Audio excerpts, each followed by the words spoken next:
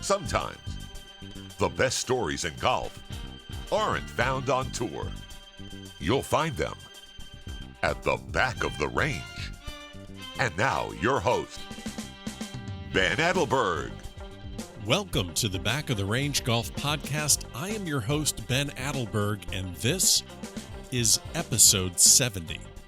Well, I never thought I'd see it again, but Tiger Woods won the Masters and picked up his first major championship since 2008. To be completely honest with all of you, I haven't really unpacked what this victory really means yet. Truthfully, I don't think we're going to know for quite a while. Is this his last major win? Will it sit side by side with Jack's last major victory in 1986 at the Masters? Or are we just getting started on the last epic run of Tiger Woods? What if he wins the PGA or the US Open at Pebble Beach? The next 3 months are going to be absolutely incredible. I hope that Tiger stays healthy because I can't wait to see what happens next. Congrats to Tiger. Congrats to Augusta National, because the Masters seems to always deliver incredible drama, and it's always a perfectly executed tournament. Let's talk about the amateurs at the Masters. 4 amateurs made the cut, the most since 1985, and around here we are super proud of 2 of them in particular.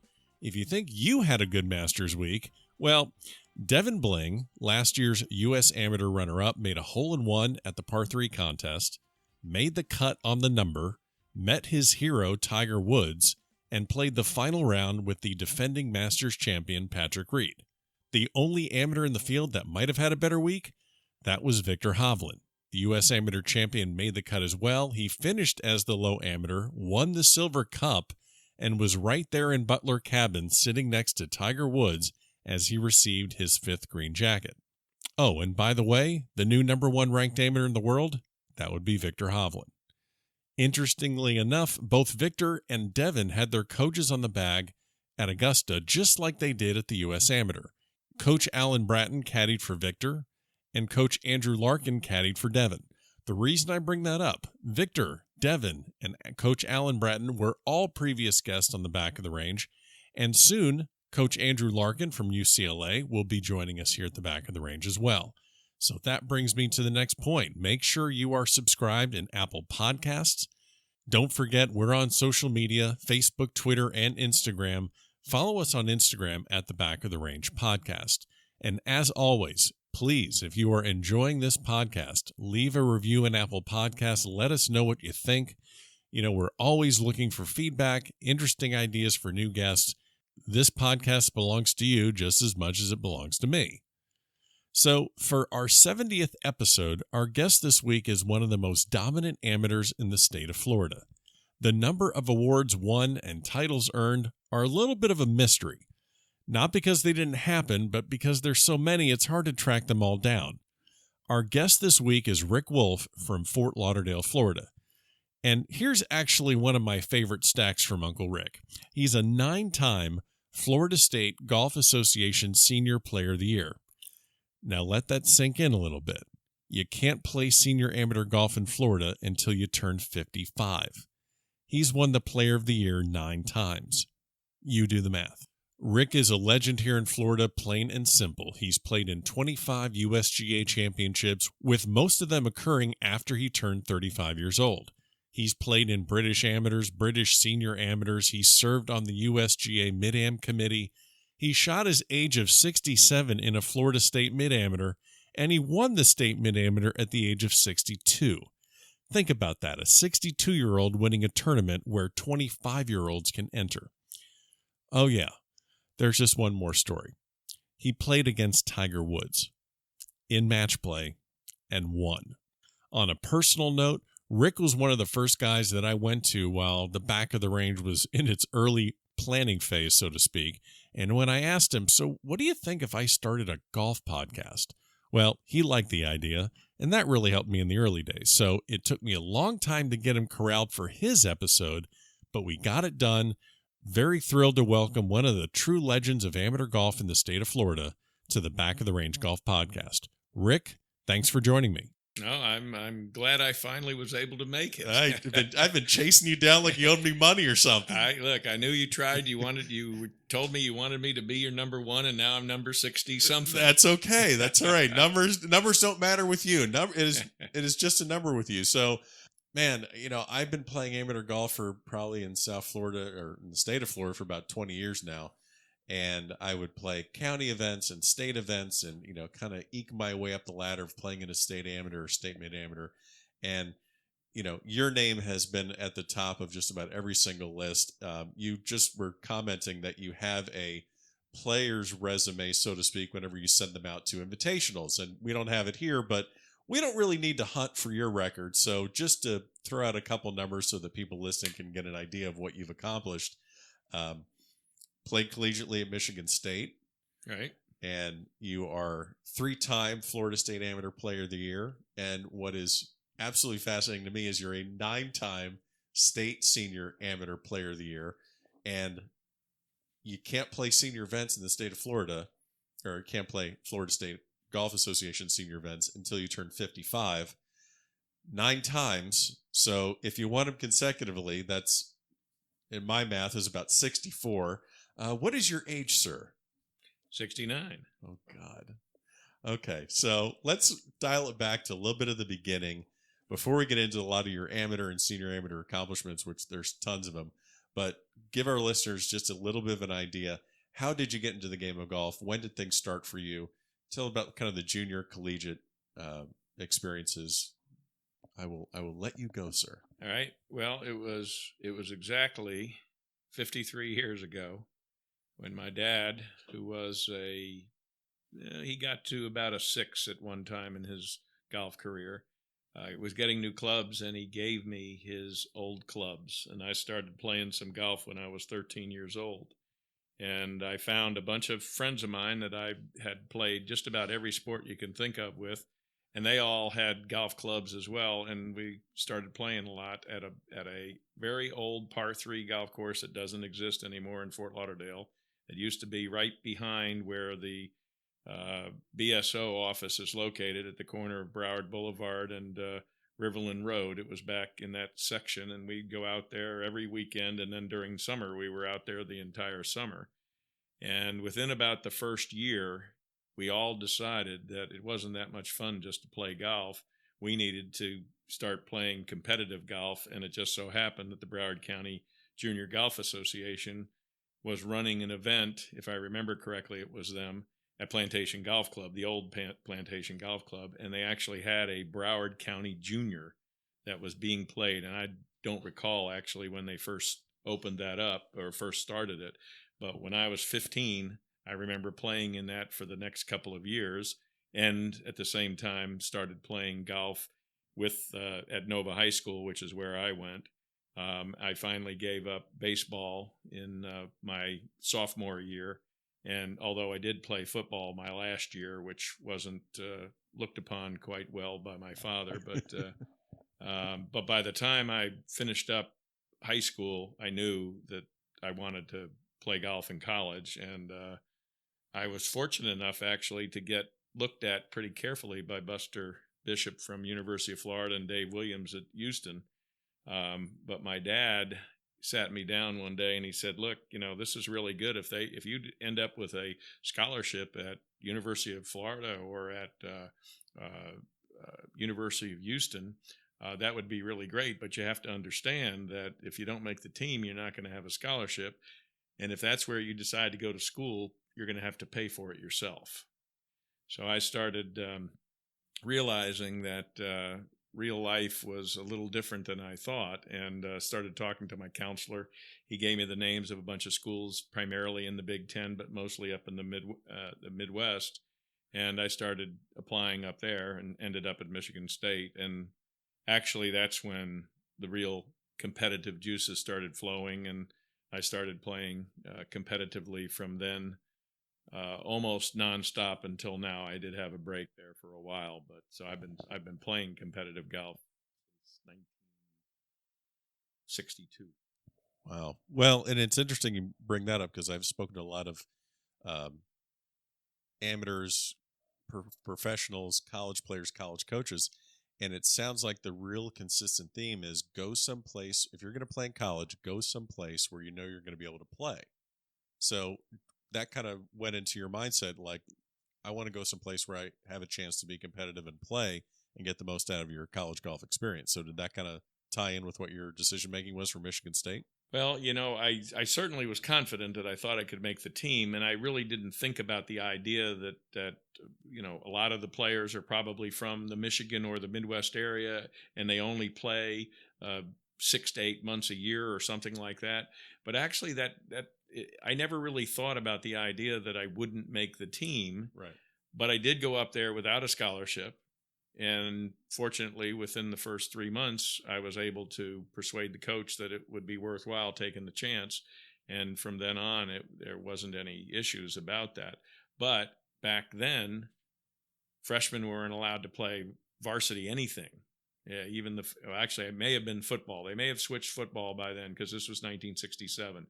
But we could not play varsity golf, so we had our own matches that they had for freshmen, and that's all we did our first year. Sure. And it was only after starting my second year that we started playing varsity golf. So you play collegiately at Michigan State. I'm going to ask you this question, then I'm going to ask it to you again later on in our discussion.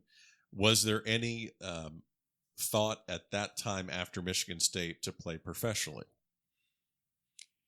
Actually, what happened, yes, I took a little longer than you're supposed to take in completing school, primarily because of my first year's academics. But by the time 1972 rolled around, I was working and going to school to finish up there, and I grabbed one of my fraternity brothers after I graduated in 72, and we traveled that entire summer, and all I did was play in amateur golf tournaments to see how good I was. Sure.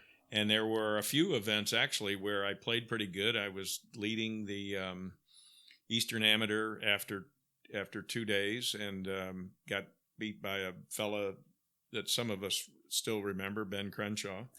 And rings a bell. So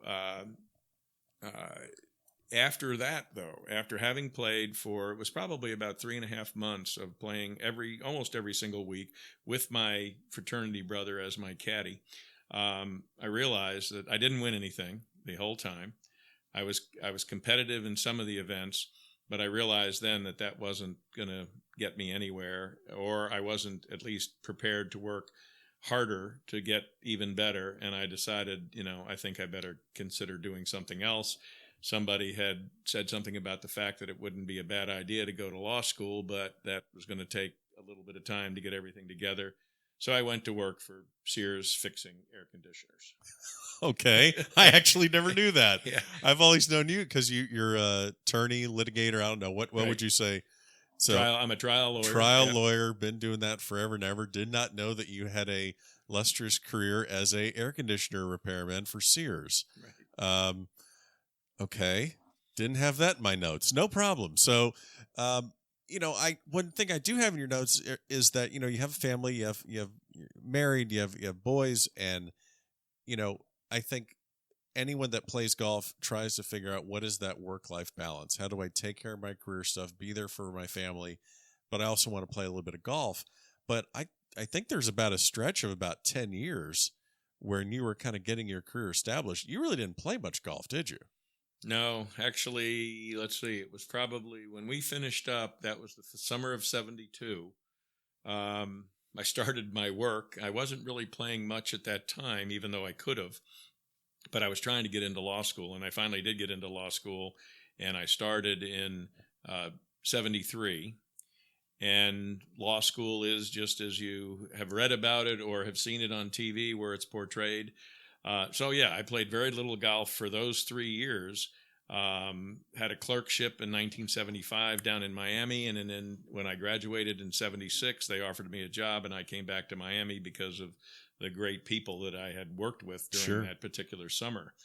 And from 76, from the time I first started working full-time till about 1980, so that's a stretch of about seven to 8 years at that point, I really wasn't playing much golf. I certainly wasn't playing any competitive golf. And it really, actually, it was after I moved. I was 5 years in Miami, and then I moved back to Fort Lauderdale. And when I moved back to Fort Lauderdale, I actually saw an article about the USGA Mid-Amateur Championship that they were just starting. Yeah, so it's like 82, right? 81 was 81, the first championship. Right. Yep. 81 was the first championship. And so that's when I decided that's a great idea. I thought USGA had really done a wonderful thing to come up with this category of golfers that did not have to compete with the younger golfers and particularly the college golfers. Right. And so I started practicing again and went and tried to qualify for the 1982 Mid-Amateur, and somehow I made it. And actually, no, I take that back. It wasn't the 82. It was the winner of the 82 that got me to start playing again. And I ended up qualifying for the 1983 U.S. Mid-Amateur. And I say that what happened in 82 had caused me to do this. When I was at Michigan State, there was a fella who played for Purdue, and he and I went head to head for the last 2 years. There were a few other players definitely in that same mix as being considered to be the better players in the Big Ten. His name is Bill Hoffer, and Bill Hoffer was a fella who really was a good player, but he had a very, very odd grip. He pretty much had a major motorcycle grip, hooked everything, including his wedges. And I read an article where he won the 1982 U.S. Mid-Amateur. That's all you needed. So I qualified. I went to Cherry Hills. And I took, Susan was with me. We had been married at that point just about 4 years. And we went out to Cherry Hills. I got there a little early. I went out. I was hitting balls. I was putting. And then I looked over to the driving range, and I see this guy out there, and he's hitting these shots, and I'm thinking, boy, that guy swings just like Bill Hoffer. But I said, that can't be Bill Hoffer. There's not a hair on his head. So I went walking over there anyway, and he turned and looked at me, and I realized that's Bill Hoffer, and he was as amazed as I was. And so that's what got me going, really, was who ended up winning the 82 U.S. Mid-Am that stirred me on to go back to competitive golf. That's a great story. So that is your first USGA appearance in the 83 U.S. Mid-Am. Actually not, but... I'm sorry. You're right. You're right, because you had qualified for U.S. Amateur. The 69 Amateur. 69 Amateur. When my friend Steve Melnick wins the U.S. Amateur at Oakmont stroke play in that year. Right. And Mike Sanfilippo and I both qualified. Mike, I think, may not have been even 16 at that point. And we qualified down at Golf Club of Miami, or whatever that golf club is. It's right off of the expressway down there. And we went up to Oakmont to play. That was my first USGA event. I had tried to qualify for the junior, and I never made it. But so he and I go up there. We're staying with friends of his, and each day as we walked out for the 2 practice rounds and then for the two first stroke play rounds, each time the fellow that we were staying with, who was a friend of Mike's dad, said to us, "Don't forget, lag every single putt, no matter how short," which was great advice. Unfortunately, neither one of us played good enough to make the cut, but that was a very interesting first visit with major amateur golf. So 69 is your first. You then take your kind of hiatus, so to speak, to get the career going. You return to USGA in 83. That's 2.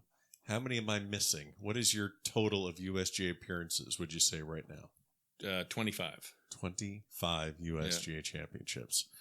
Wow. So you get started with your real competitive career. You mentioned your wife, Susan. So this kind of brings me into this kind of a question, like I was kind of leading into. You got your boys, have your career. Speak to me about how important it is, if you want to be able to compete and then balance life, how important is it to have kind of the backing of family behind you to be able to do what you do? Because your schedule, I mean, when you play a full schedule of tournaments in a year, I'm assuming 15, 20 tournaments? Certainly, there's been a number of years where I'm sure it was that many. Yeah. So, I mean, those are 20 weekends. We're talking almost half the weekends of the year you're out and about. So what's the family aspect of being able to not only take care of them while you're in town, but they're supporting you so you can go out and do what you need to do? Well, you're absolutely right. There is no way that it could be done without her support primarily. And as the boys got a little older, their support as well. Fortunately, every now and then I could take them with me because I did want them to enjoy the game and start playing and stuff like that. And I won't say unfortunately, but for both of them, for their first 18 years of life, there wasn't a sport that they did not like at all, and there wasn't a sport that they didn't at least try to participate in. Right. And they both were 3-sport players during their high school years. And so, it was difficult to balance because each time I left, both of the boys were still at home with mom, and mom obviously was in charge. And there was a significant amount of support that I got from my entire family during this entire time. And in fact, it continued on into the present day, to tell you the truth. So, of course. But yeah, it is important. How do you achieve that balance? Well, obviously, you've got to have the type of relationship with your whole family that they recognize that this is something that dad really wants to do, and it's a good thing for him. And maybe it's a good thing as well that he's going away for a couple days so that we're separated from him and we don't have to deal with him when he comes home from work and things like that. So it may very well be the vacation that they're looking for, although no one ever had... They've never said that to you, said have they? that to me. No. Oh, we're so glad you're leaving, Dad. Not once, but I'm sure every now and then it was thought. Man, did you ever come back to the house when you could just tell that the boys threw some sort of a party because you're out at a golf tournament you just didn't know about? Well, I will say that there were a number of times, and it wasn't necessarily that we had been gone for golf purposes, but certainly there were the times when our boys got into their mid-teen and even later years, and certainly during the summers when they were home from college. But the thing about it was, and it always bothered me to a certain extent too, because they really weren't very good at hiding it. Because all we had to do is flip open the garbage cart and look in, and there it was, full of bottles, full of cans and stuff. And you scratch your head and you go, wow, you guys cleaned up the whole house, and then you did that.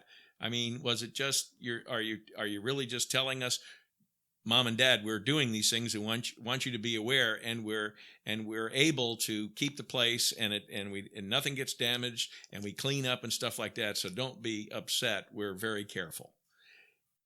Or I mean, they forgot. Don't they know that you get all the evidence, put it in a big, not that I've ever done this, but you put it in a big trash bag, and then you drive to a dumpster behind some supermarket. I mean, rookie mistakes. But no, they just wanted to. Well, we're wondering too, though, how many times they actually did it that way.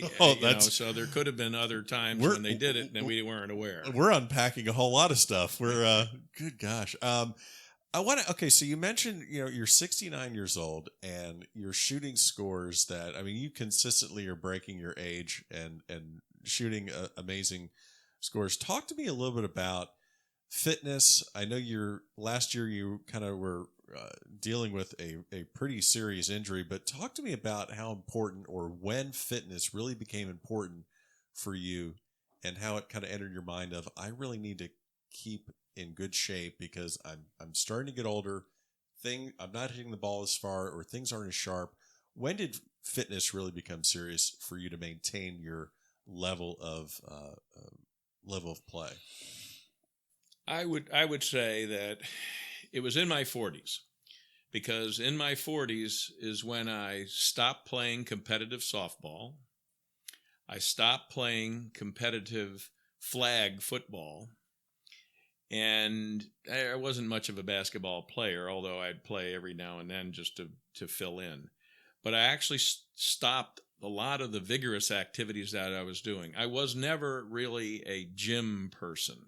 I never was a lifter of weights or anything like that of any significance. We obviously had it at Michigan State. In fact, one of the guys that helped us one winter that actually was required to help us was Steve Garvey, who played for the Dodgers. Of course. And but I had to lift weights and do things. They wanted us to do certain regimens and so forth, and that was fine. But I never really continued it. But once I stopped playing these other sports, so that there were now occasions where I really wasn't doing much of anything, I realized that maybe we better start figuring out something. And I don't really remember for sure, but I believe sometime in the early 40s I started to do yoga, and I actually started doing yoga for a considerable period of time. But then that faded away, and then I started working out regularly with a trainer, and then I joined a gym, but it was really more spotty than anything until I got into my early 50s. And after that, I started doing it more regularly. I really didn't do it much on my own. I did have a trainer, and I think it really made a difference. Since then, so for the last 10 to 14 years, it's been off and on, although the fella I'm seeing now that I go to see twice a week, I've actually seen him over that 15 years off and on, and still doing a little yoga, although it's been now probably 6 or 7 years where I've done it regularly, which is unfortunate. But it's made a big difference, and it certainly in this last year I've recognized that with part of my body breaking down, that there are things that I better start doing much more regularly, and I am, and it's helping finally. I mean, I was very fortunate that I got through my situation last year with only being out for about 3.5 to 4 months, but it actually affected me up until probably February of this year. I finally feel now I'm at a point where my body is now, it feels strong enough, and I think I'm probably gotten to about 95%. But for a while, it was pretty limited. Well, I just remember, just you being an absolute rock in senior amateur, golf for the last, basically almost 15 years now. We're looking at 10 to 15 years. And last year we had a tournament at Jacaranda in Plantation. And, for people that don't know Rick Woulfe, this is the guy that is just, he's whipping up on mid-ams and he's just beating the hell out of everyone. And I see you in a golf cart just coming out to see the boys, and you're not playing, and you get out of a golf cart, and I mean, you were just hobbling around with like I don't know if you had a cane with you or whatever. I had my walker with me. You had a walker, yeah. And I was like, Rick Woulfe with a walker. I mean, I was absolutely shocked. So we're talking about, so you're back to 95%, and the thing I really find interesting is, you're competing against your fellow seniors, but you're also competing against mid-ams and amateurs. Like when you go play into a state am or you go play in these other invitationals, do you take a different approach based on age ranges that you're playing against, or perhaps golf courses that you're playing? How do you get yourself prepared to play against 30-year-olds, 40-year-olds? The 30-year-olds, and actually some of the 40-year-olds certainly would be in the events where we're playing, maybe not necessarily from the back tees, but certainly playing a decently long golf course. And it is becoming harder and harder. And do I do anything, though, in preparation for it? No. I mean, actually, I'm not much of a practice person, and I haven't been for over 40 years. But I do have a different thought process when I'm playing in those events, knowing full well that now I'm going to be hitting 4 and 5 irons and things like that into the greens rather than hitting wedges. But, I actually don't look at it any differently, except now as we're making decisions to play maybe in a super senior event or something like that, I realize I'm going to be playing a golf course that's probably much less than 6,500 yards. And right now, I still don't particularly care for doing that. Right. But I'm realizing that to stay competitive, maybe I better start dropping back a little bit. Well, it's going to be actually very interesting. Today, we're here just outside of Tampa recording this episode. We just played a senior mid-am 4-ball tournament here, and I think the mid-ams were at about 6,700. I think the seniors are about 64, 65. I mean, that's great for you because you hit it long, but I would imagine there's certain holes where you really can't hit driver, and when you go to super seniors, it can be even worse. Yeah, I've played now in the last 4 years. I've played in either 3 or 4 super senior events. I have continued to play in senior events when they're available. I haven't really signed up to play in any strictly super senior event. But that probably will come. But by then I'm going to be turning 70 this year, and they've got now legends divisions for 70 and over. I don't know if I'm going to play in those for a while. You're going to destroy those guys. Just because of the, well, I mean, the thing is though, that again, that becomes short game, and I'm not much of I don't practice, and I really never have for a long, long time. Okay, so that's wild, because a lot of listeners here that, I've had listeners reach out to me in this podcast saying, I want to know, like, you got the 5 handicap guy that wants to know, what can I do to get myself and get my game ready to go qualify for my state amateur, my state open, a U.S. mid-am, something like that. And they want the tips and tricks or things that they can do to get themselves ready. You're not a practicer.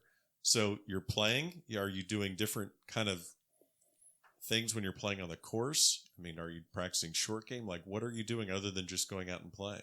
If I were to decide, and certainly those times have come in the last 20 years, to do much of anything, it's usually chipping and putting. I really have, I think I've been able to develop a golf swing that I really don't need to do a whole lot of hitting balls and things like that. But certainly when it comes to short game, it's a matter of feel, it's a matter of touch, it's a matter of all kinds of things that really does increase the more you do it. Sure. And as long as you've got the right types of ways of hitting certain practice shots or doing certain practice things or certain types of drills, all of which you've figured out work good for you to become a sharper chipper, a better blaster, a better putter, a better whatever it is from a short game.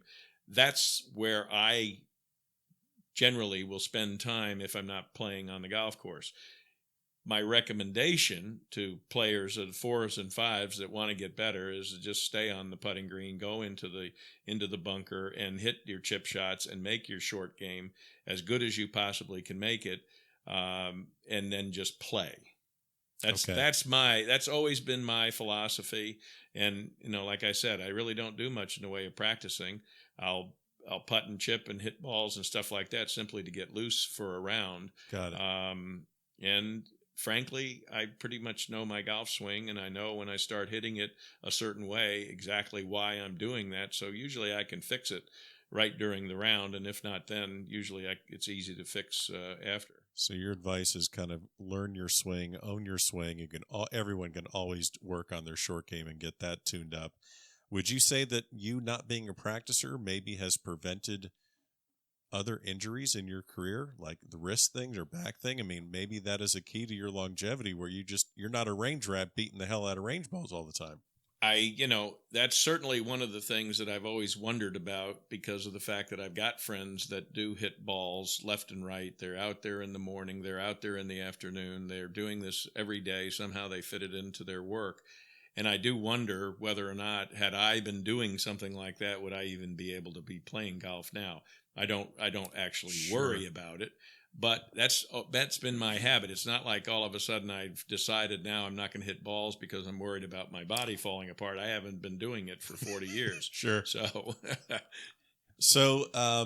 let's tell a couple good stories. You have been around the game for so long that I know you have tons of them. So we've discussed a few of these, but I'm going to segue into them and tee you up pretty well. You've probably seen it all with any type of player that you've faced, whether they have maybe a little gamesmanship or maybe some tactics.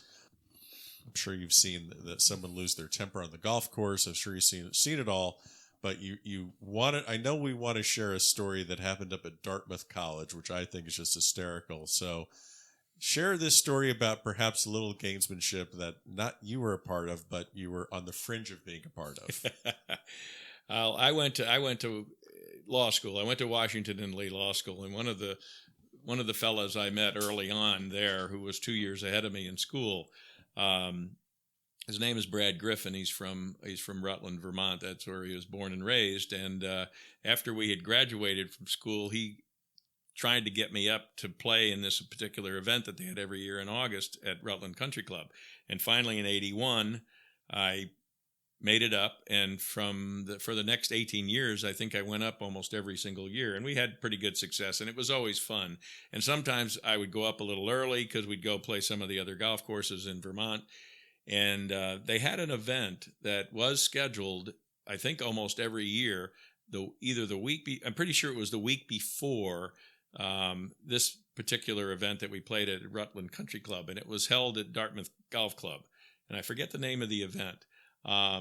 But anyway, and Brad would tell me, why don't you come up a week early? We'll go play there. So we played there a couple times. And one year, it's a very interesting golf course, too, somewhat of a mountain up and down type of golf course, fun to play, easy to score on. So that it was a lot of fun. It was a 2-man best ball, and you would play a qualifying round. And then once you got into that, you'd then go and play your match play event starting the next day.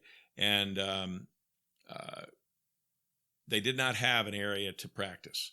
So Brad knew this location, and that's where a lot of the guys would go to hit balls. So we're out there getting ready for our first match that day. We're hitting balls, and the guys that were playing then drive up.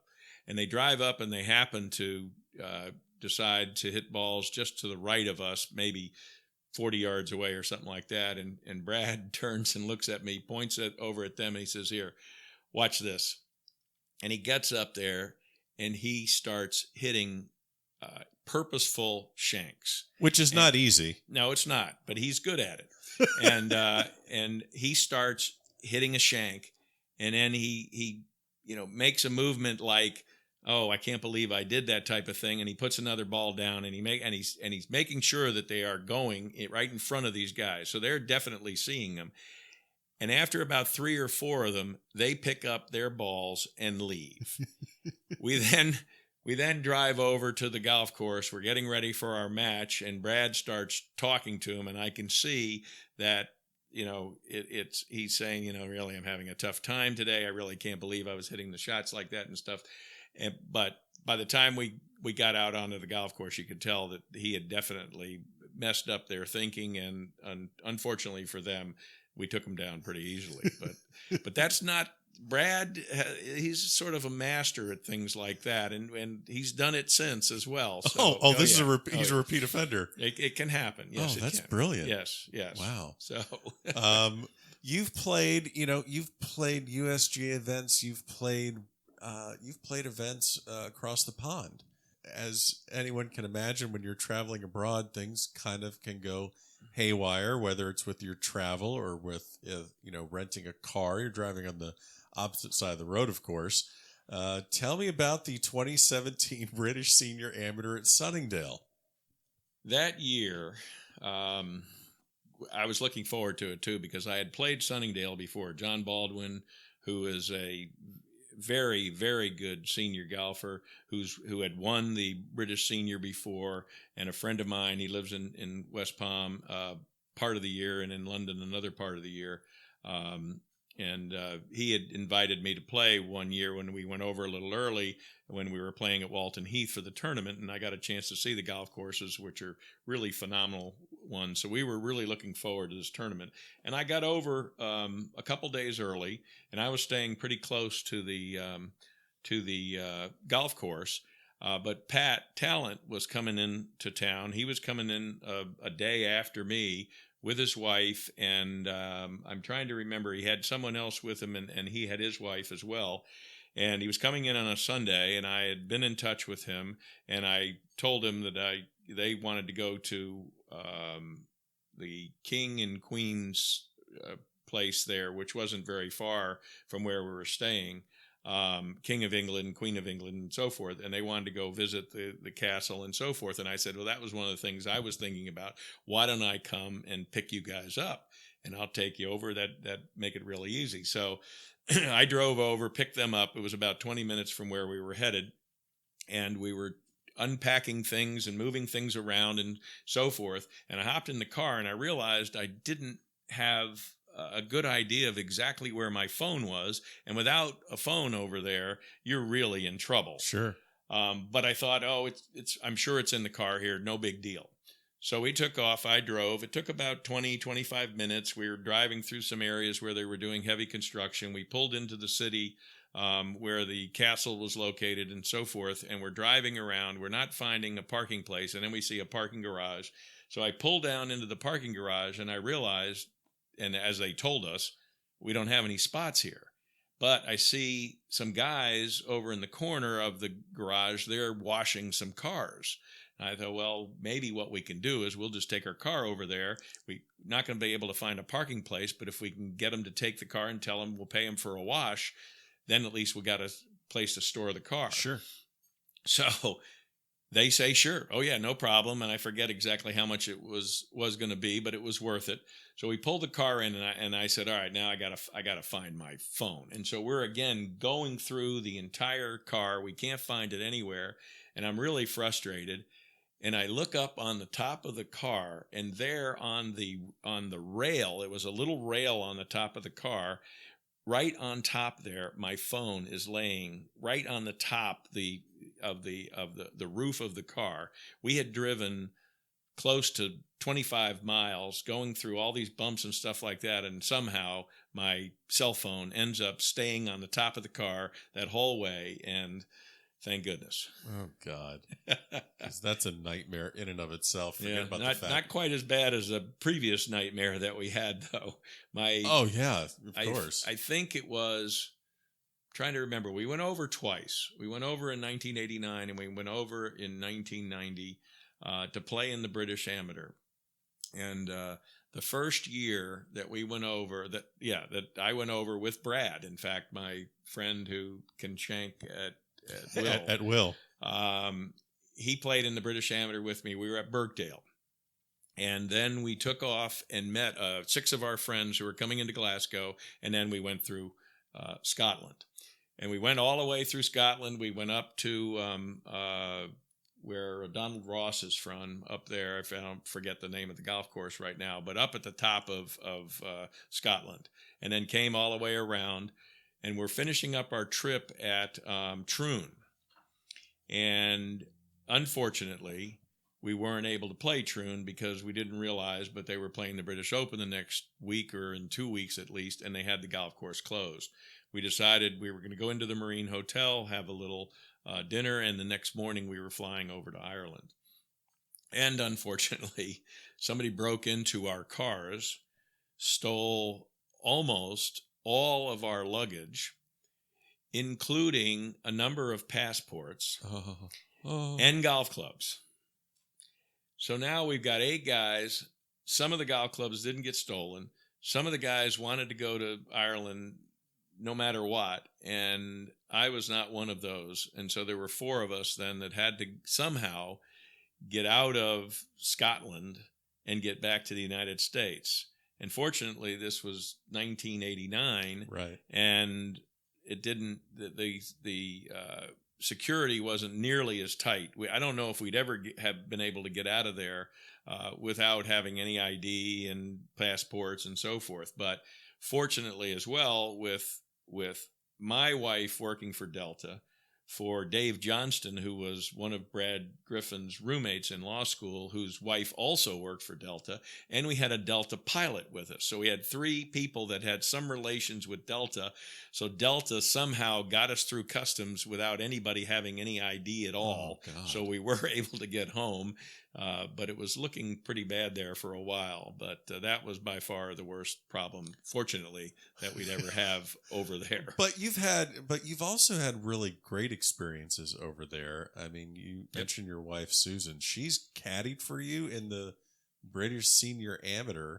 How'd you get her signed up for that? Well, it wasn't very hard to get her to go with me over there. Sure, get her on the plane. I totally get that. That's not going to be. That wasn't definitely the difficult part. And I'm trying to remember the first one. In fact, The first British senior that I played in is where Ian Poulter is the head pro.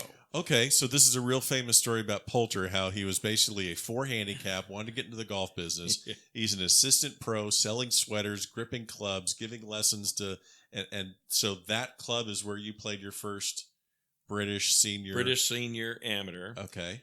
Hard as a rock, big time dog legs, did not suit my game.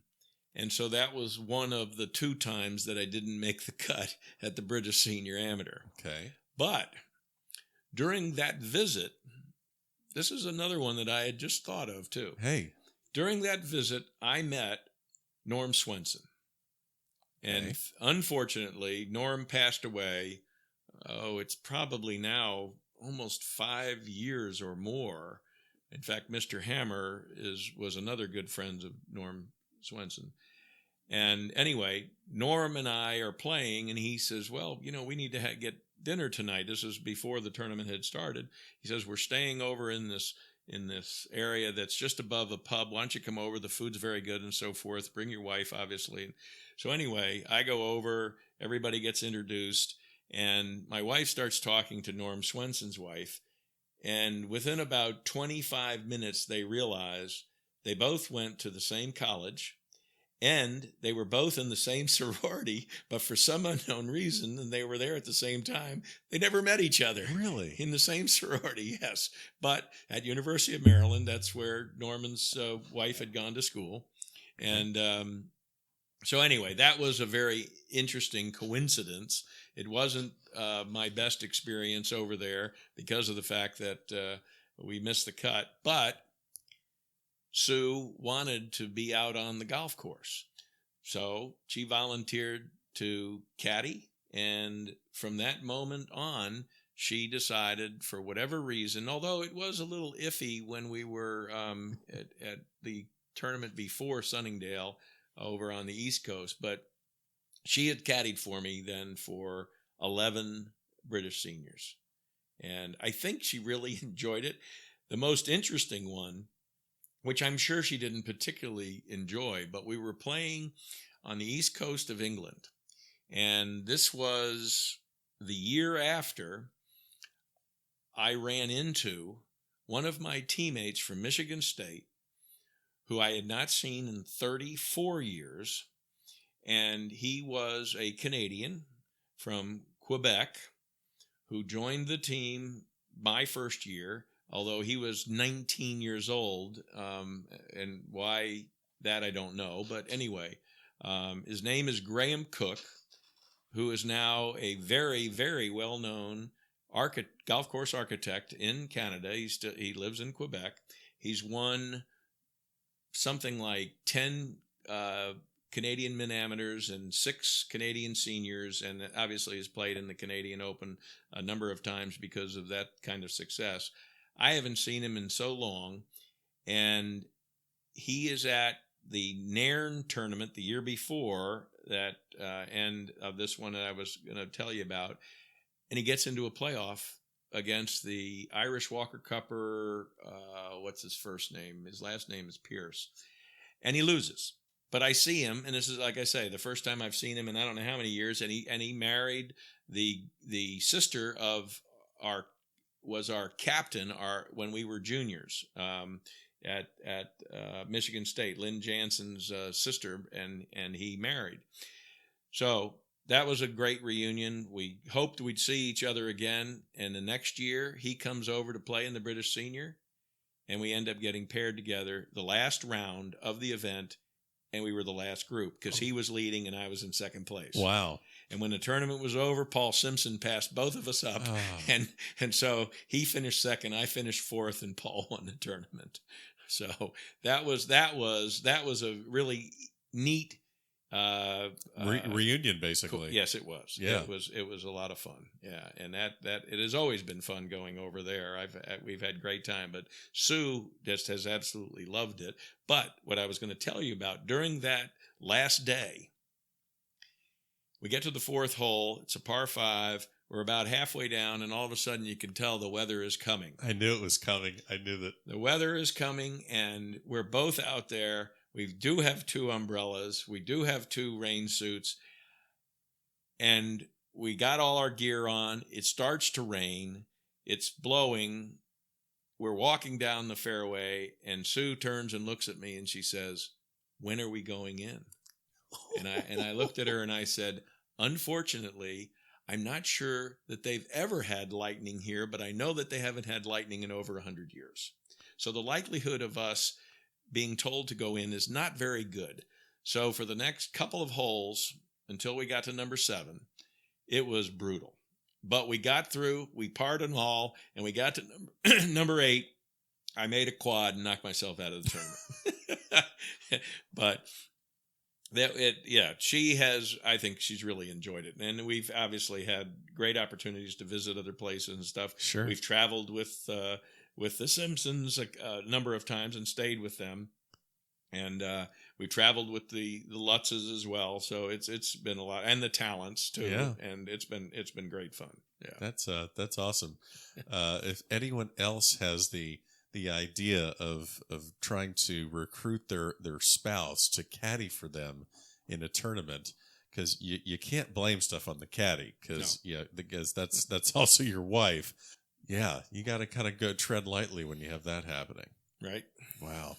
So you've played on these events. You've had tremendous success. What is the one tournament that you failed to win?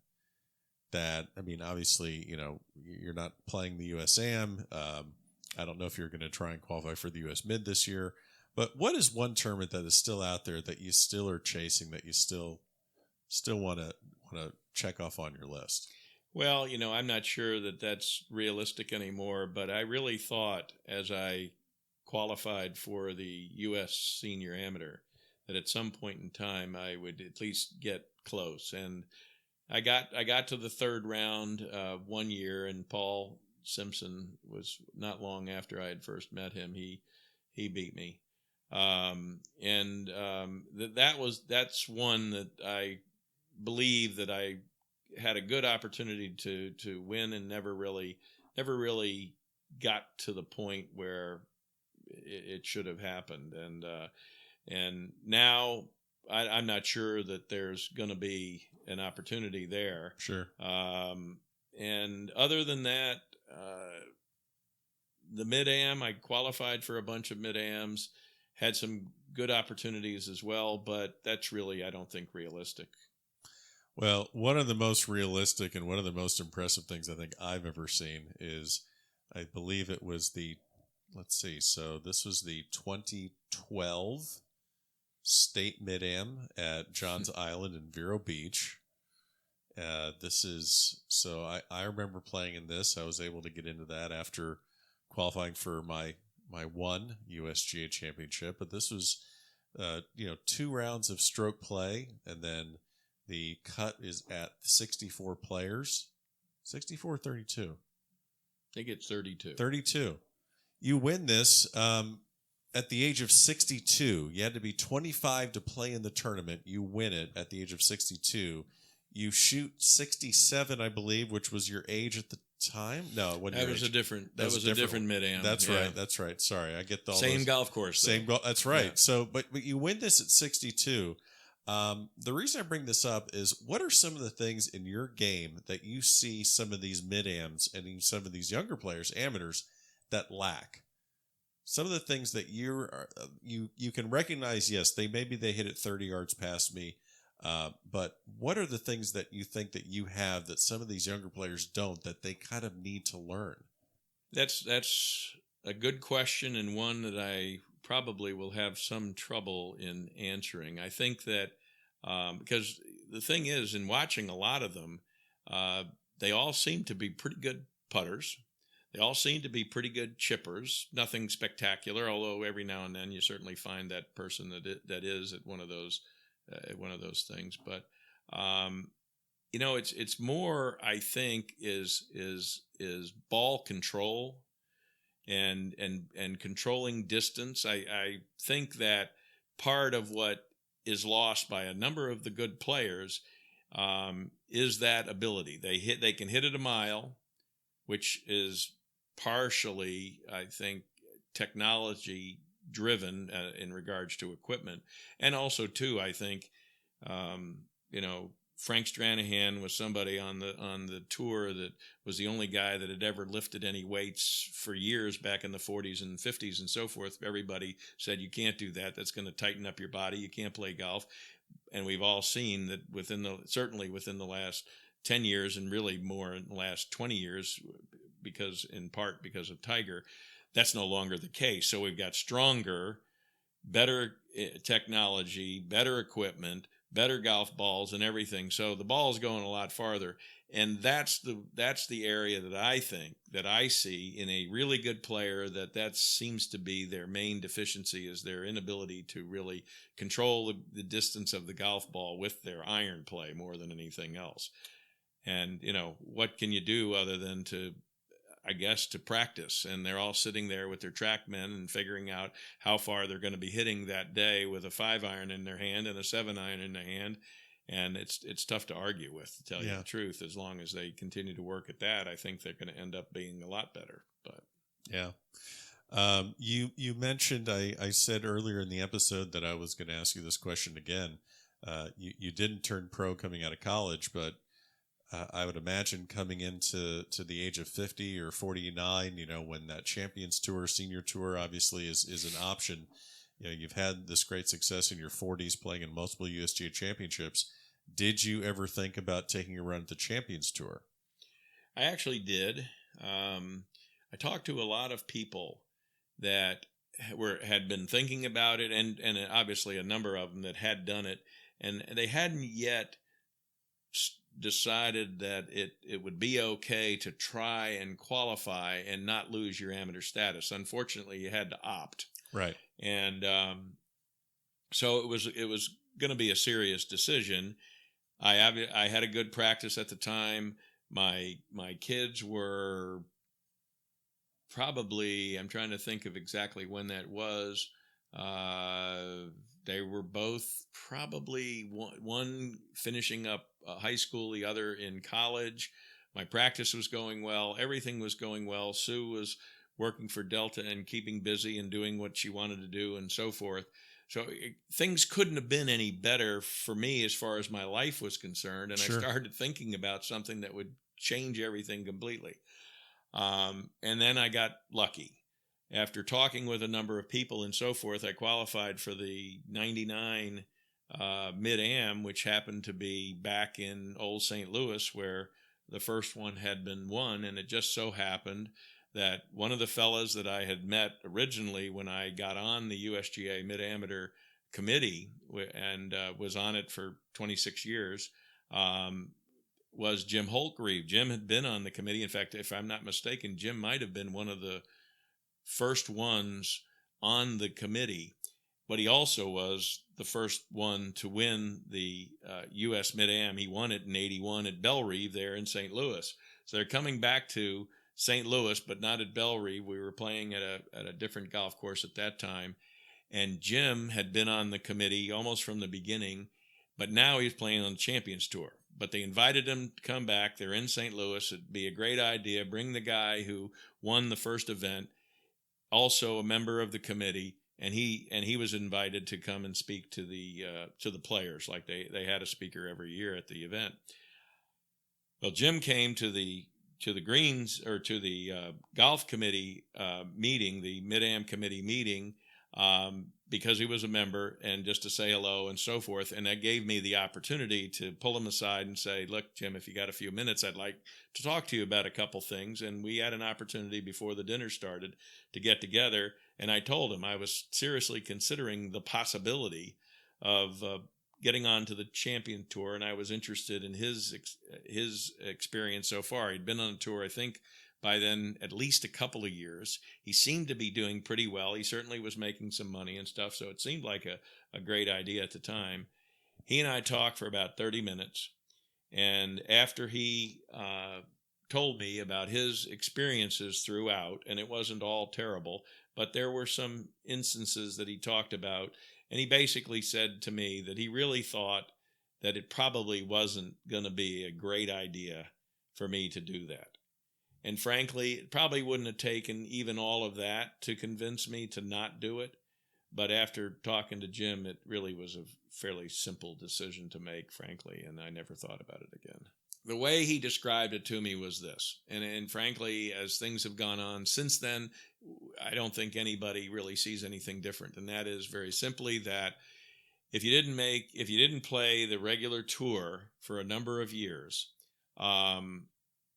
it really wasn't a very sociable, pleasant experience for someone to try and play the Champions Tour because of the fact that you really weren't welcome. Kind of like you didn't pay your dues on the PGA Tour. This is more as a thing for guys that play. Yeah, it was tough, and it really doesn't take much to look and see the non-PGA Tour players who are trying to get on the tour. It has become much more difficult over the last 15 years to even qualify, and I think the idea was that this really is more designed to enable those that had played on the tour and had reasonable success, because even if you played on the tour, unless you really did fairly well, it's not an automatic exemption. You've got to try and qualify. But they felt that this really was more designed for a mulligan, if you will, for the players that had played on the tour who wanted to continue to play after they turned 50. Sure. Well, then also, I guess I look at it too, is not to say that it should make it an uncomfortable or a not as enjoyable experience. But if you're not a recognizable name and they're trying to sell tickets and get people to come out, they want as many big names and recognizable names as possible. So I guess I kind of understand that too. We saved this story for last. Anytime we can talk about Tiger Woods and actually bring a story to the listeners, it's always fun. Normally, it's a story of, I know a guy that knew a guy that played with Tiger Woods, or we spoke with Casey Martin, who played with him at Stanford. We've spoken with Alan Bratton, who played against him. He was with Oklahoma State and played against him in college. So we have kind of the fringes. But I'm sitting across from a guy that played against Tiger Woods. Tell me about, what was this, the 92 Dixie Amateur you played against Tiger Woods. What can you tell me about that experience? Yeah, back then, 1992, we were playing the Dixie Amateur, which is one of the long-standing good amateur events. It started, I believe, back in the 40s. Primarily, it was down in Miami. They played at Crandon Park for a number of years, and Country Club of Miami. But it got moved up, and it was in Bonaventure, which is just outside of the area in West Fort Lauderdale, West Broward County. And in those years, the tournament was set up for a stroke play qualifier and then go into match play with 16 players. And in 92, and also it was right before Christmas. The semifinals and finals were scheduled for Christmas Eve day. Wow. And I won my third to last match the day before, and I was paired to play Tiger the morning of Christmas Eve day, 92. And we had a number of friends of mine come out and watch, because we were all very much aware of Tiger Woods for a lot of reasons. Number one, of course, his success already. He had won, I believe it was one USGA junior at that time. It might have been two. I'm not quite sure. But more importantly, he had won the 91, 92 was his second, 93 was his third, and then he went 4, 5, and 6. Right. Yes, so he was, you're absolutely right. So he had one U.S. junior under his belt. But more importantly, and I say we, because I was on the executive committee for the Honda Classic at that time. It was being played at Weston Hills that year, or the coming year, 93. And we had just given him an invitation to play in the Honda Classic. And it was actually stimulated by the fact that year earlier he had been invited to play at Riviera. And so we thought it would be a great idea, and it was a great idea, and we decided to do it. We invited him, and he had accepted by the time the Dixie Amateur was coming around. And so anyway, I've got Tiger in the morning of Christmas Eve day, and I've got my good friend Jim O'Connor, who is he was the chairman of the board of the tournament at the time. He was there. There was a number of people, good friends of ours, that had come to watch, including my wife, and she, prior to the match starting, was wise enough to realize that this kid was going somewhere, so she got him to sign about 6 visors. I think we still have one left. We gave 5 of them away to charities, who, of course, got bids and so forth and sold them. But so anyway, that's how it all started. And just a few items during the match. On the 4th hole, and this was when I was playing. I mentioned in 1989 I had my club stolen, and when we were over in Scotland and so forth. Well, I had a persimmon-headed driver. I hadn't yet played any steel-headed woods, and my buddy Brad Griffin gave me my first steel-headed club, and it was a 3-wood, a burner. Well, that was the club I used as my driver for 5 years. Yep.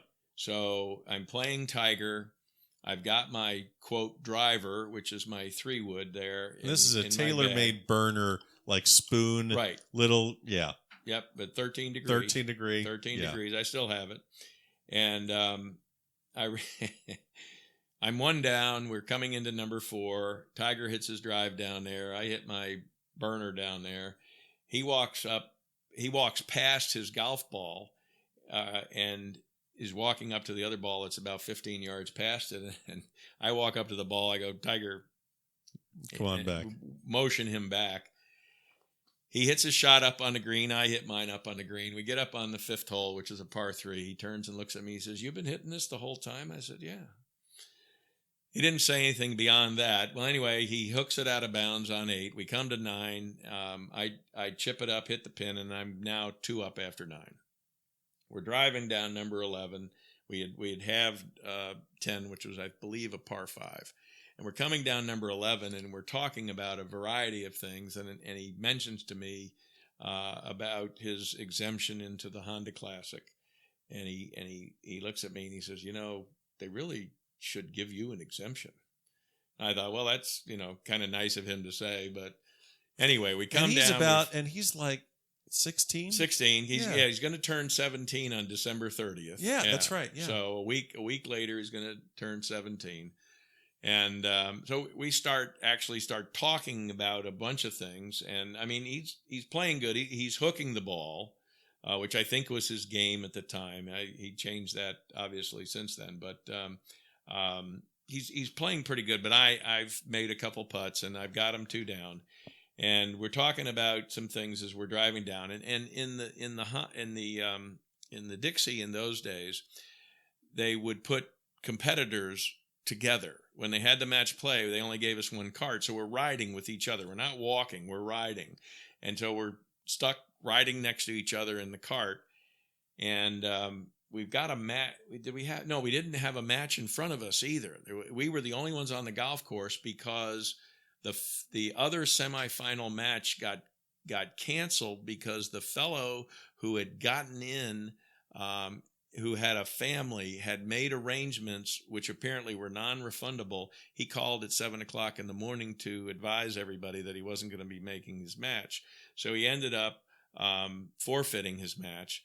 The fellow who was going to be playing the winner of our match followed us for 9 holes, but then he decided he better go hit balls and stuff and get ready. There's no telling when the match may end and so forth. So anyway, all of that's going on. We're driving down, I think, number 12 by then. And I mentioned to him in passing, I said, I saw the article in Golf Week, in which it stated that you were actually seriously considering going to UNLV. And I asked him about that. And he says, No, my dad wanted me to, say something about that, and we certainly didn't want to indicate where we were going or anything like that. So I said, yeah, we still have them in consideration, but he says, I don't think I'm really thinking about going there. And I said, well, my dad went to Stanford, and that's a really great academic school, as I'm sure you know. And he says he told me, he said, that's probably where I'm going to end up. Right. And I said, well, that's great. I said, what do you think? What do you think you might study while you're there? Do you have any idea? He says, oh yeah, I've got a very good idea of what I'm going to study. And I said, well, what's that? He says, accounting. Accounting. Really? Why accounting? He says, I want to be able to know when my advisors are screwing me. So anyway, as it turns out, I got fortunate, and I got him 3 down, and we come to I think it was the 15th hole, which has got water on the left. He gets up and he hooks it into the water. He then goes and drops, and he hooks that in the water. He turns around, shakes my hand, and that was the end of our match. And his dad walked with us the whole time, who was an interesting guy. But I had one more opportunity to meet and talk with and play with Tiger, and his dad, of course, was always traveling with him. I got invited as a result of winning the Dixie. I got invited to play in the Northeast Amateur, which I was real excited about because I'd heard so many good things about it. And things turn out, we got paired, and we played the first day together. And then the next day, I found out that he had withdrawn. And as it turns out, apparently he had mononucleosis or something, and stayed in the hotel for a couple days. And when the tournament was over, I'm going back to the airport, I ran into him and his dad. And that reminds me of when we were sitting. We were sitting at the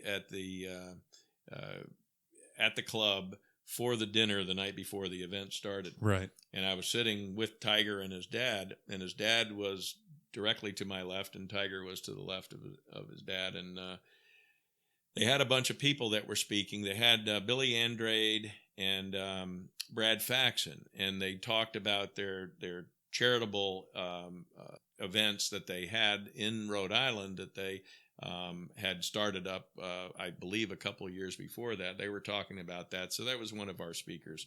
And then Bobby Rotella came on to speak. And I knew Bobby because he was from Rutland, Vermont. And getting back to Brad Griffin, he seems to be fitting in a lot of these stories. Perfect. That's when I went up to play in the tournament. Bobby would always do a Wednesday night. The tournament would start on Wednesday. We'd be doing qualifying, and then the match play, 2-man best ball, would start the next day. And Bobby was up every year playing, and every year everybody wanted to hear what was going on in his business, and particularly wanted to hear about his new clients and everything. But he always would talk about the things that he wrote about, and what you're supposed to do in order to keep your mind steady during golf and so forth. And we had all heard this a number of times. Well, anyway, here comes Bobby. Bobby's introduced at the Northeast Amateur. He's going to be one of the speakers, and he comes up and he instead of starting out with what I had heard many times before, and in fact, I even commented to Tiger's dad, I said, well, I've heard this 100 times. And he gets up and he says, instead of talking about what I write about and so forth, I figured I'll tell you a few stories about Ben Hogan. Well, Bobby starts talking, and it's not really connecting. I was trying to figure out why one story connected with the other and stuff like that.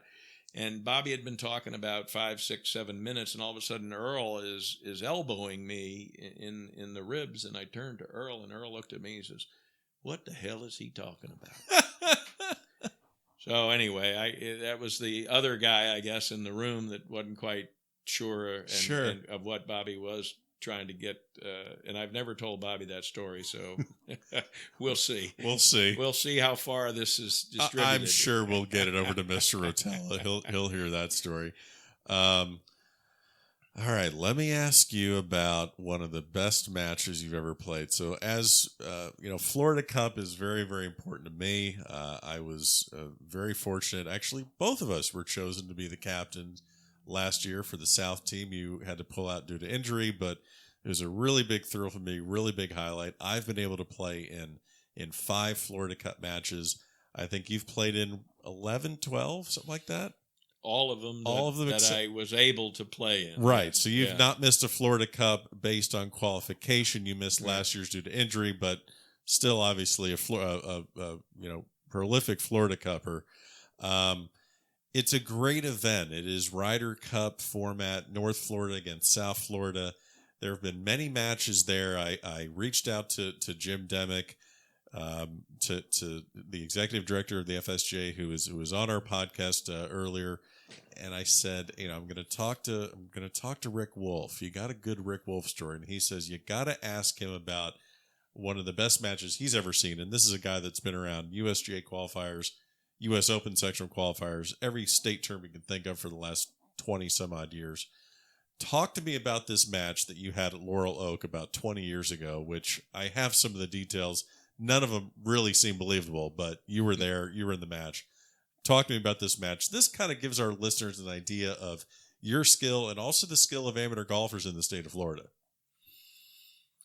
Well, it was Joe Alfieri and Doug Lacrosse against Mark Lietzo and myself. Mark's a lefty, and Mark is and was a very, very talented golfer. We were playing Laurel Oak. I forget which of the two courses we were playing, and we were the last match that went off, and everybody was playing as good as I'd ever seen any of them play. And as a result, and I don't remember the exact number under par. And this is 4-ball or alternate shot? This is 4-ball. Okay. This is 4-ball. And when we came to 16, which was a par 5, if I remember correctly, they had us one down, and I believe that they were 9 under and we were 8 under at that point. So that was after 15 holes. Both teams birdied 16, and I don't remember. Somebody knocked it on in 2 and 2-putted, and it may have been Mark. I don't recall now. But so anyway, we come to 17. 17 was about 100 and maybe 175, probably about 175 yards. We had the honor. We had won 15. We have 16 with birdies. So we came to 17, and if I remember the numbers correctly, and they may be off by 1 or 2, but they were, I believe they were either 10 or 11 under, and we were either 9 or 10 under. Mark gets up there. I've knocked it on the green, but I'm about 15 feet away. Mark almost holds it, and it looks like it's hanging on the lip, and as it turns out, when we got up there, he was about a foot from the hole. And Doug gets up, knocks it on the green, and Alfieri gets up and knocks it in the hole. Shit. So we lose 2 and 1, and they were either 12 under or 13 under, and we were 2 behind them after they aced us on 17. So they close you out with a hole in one on 17. And that was, yes, yeah. And that was, I will agree, I agree with Jim. It's definitely the best 2-man match that I have ever been involved in myself. And I mean, it was fantastic and unfortunate. Final question for you. We're going to wrap this episode. You have given us just a lot of great content and just a lot of great stories, and it's been a thrill. But I want to ask you, what does 69-year-old Rick Woulfe say to 21-year-old Rick Woulfe right now? Looking back at what you've done the last 40, 50 years in competitive golf, maybe something, if you can go back and say, maybe do this different or maybe pay attention to this different. I have thought about that over the years. And with the circumstances as they were throughout that time frame, I have no regrets at all. Love it.